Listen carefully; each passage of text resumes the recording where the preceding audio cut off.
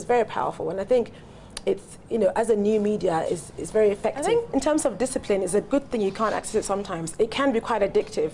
I know people who, for certain times of the month, they say, look, I can't do Facebook right now because I say I'll do it for 5 minutes. Before I know it, I'm clicking on this page and that, you know, so before they know it, they spend half an hour, and it kind of cuts into the personal time management. Right.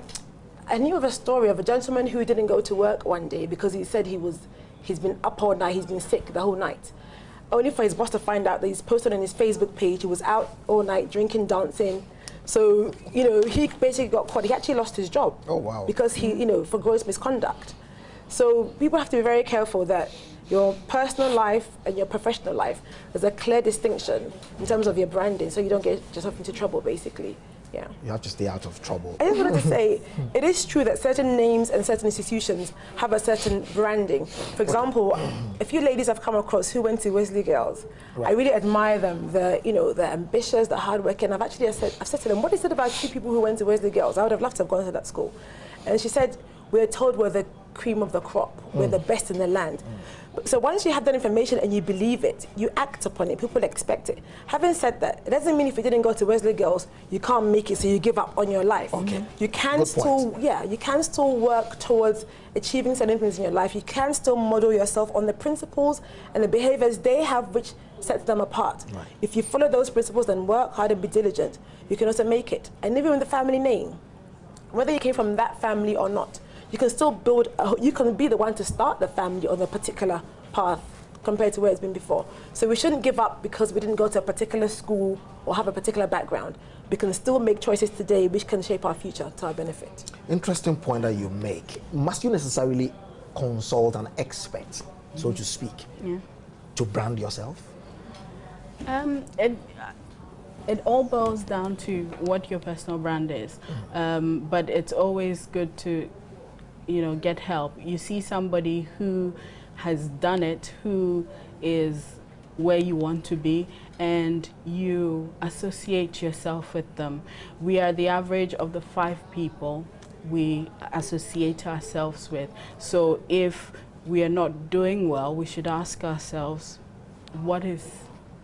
why is this? Is it an association thing, or is it, so help is good. You're not an island.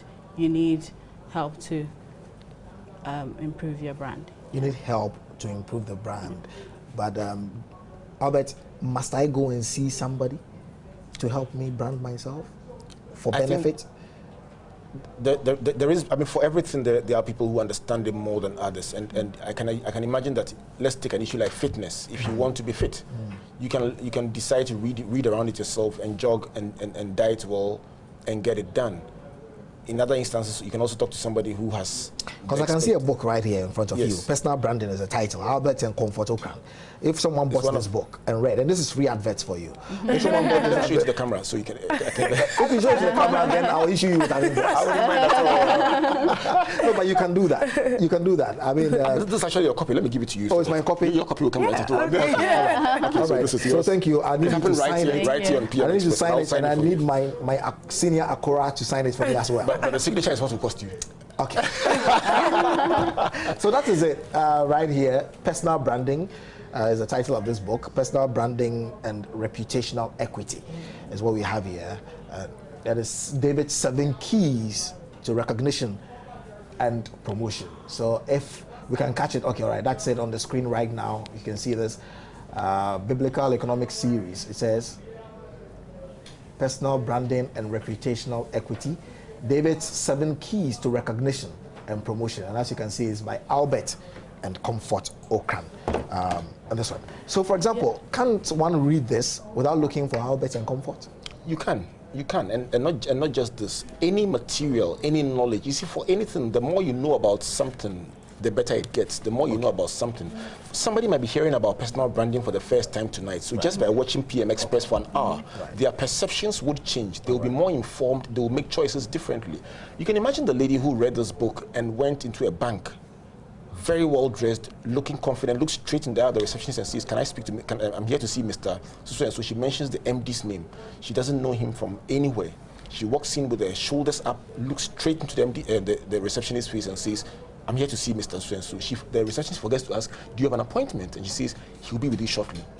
She's looking for a job and she can't believe it. In a few minutes, she's in the MD's office and she says, you know something, you don't know me, I know how to do this, that, and that very well. And because you don't know me, I'm willing to do it for free for you to evaluate what I can do and give me a chance. Within 7 days, she had an appointment letter with the bank. Why? The confidence you have to showcase what you have. And so when you, I beg your pardon, when you read the right material, it adds value to yourself.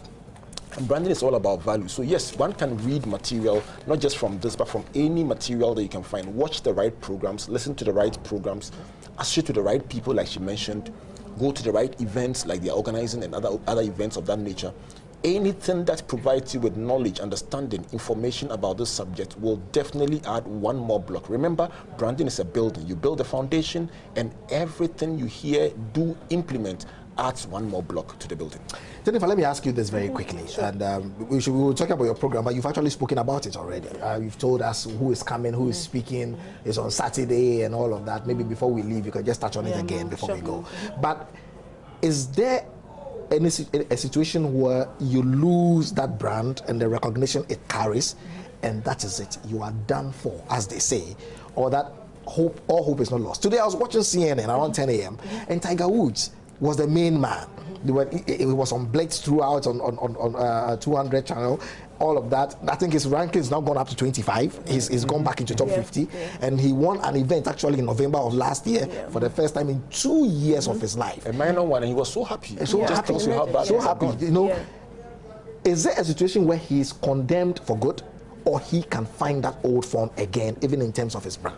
I think sometimes those situations, I mean, people say, you know, no, bad press is still press. Okay. Once the interest is there and you have the brand, it is maybe a chance to really bounce back, because now we will see him in a whole different light. People will say, a lot of people, if that were them, they wouldn't have come back again. They would have probably just lost it, gone into hiding forever. So sometimes it's an opportunity to actually show that you are as strong as you were. Maybe you took a wrong turn, you faltered, but people shouldn't write you off because you know what you're about. You're still the same person.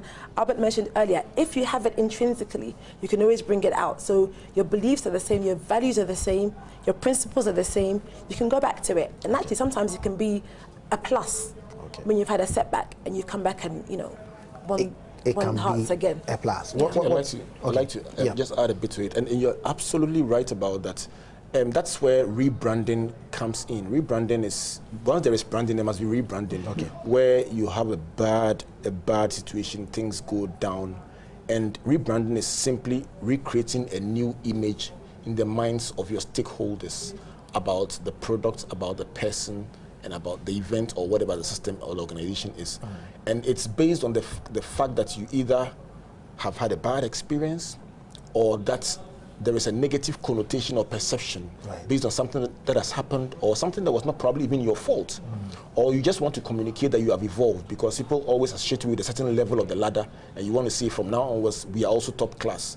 So an organization that can rebrand, or a person can rebrand, not even because you are in trouble, but simply because you want to see, I've operated at level 3 for a long time now, I want to be able to do level 7 business, charge level 7 prices, and therefore I want to do a rebranding to position myself as a level 7 person.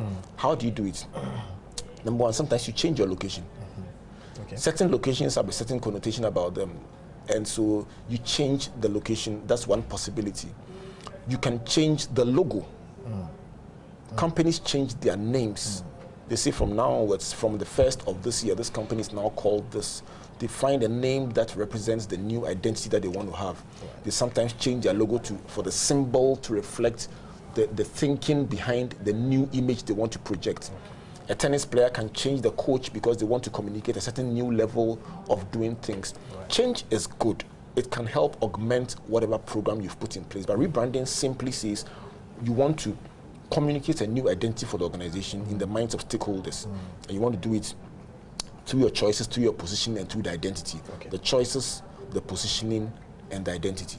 Interesting. Before we go, as I said, you've already spoken about your event for Saturday, but I don't think you mentioned the venue. Yes, thank you. Lavadi Beach Hotel. At 10 a.m. to 2 p.m. It's going to be fantastic. There'll be stands there. People can buy, accessories, clothes. They can speak to the speakers.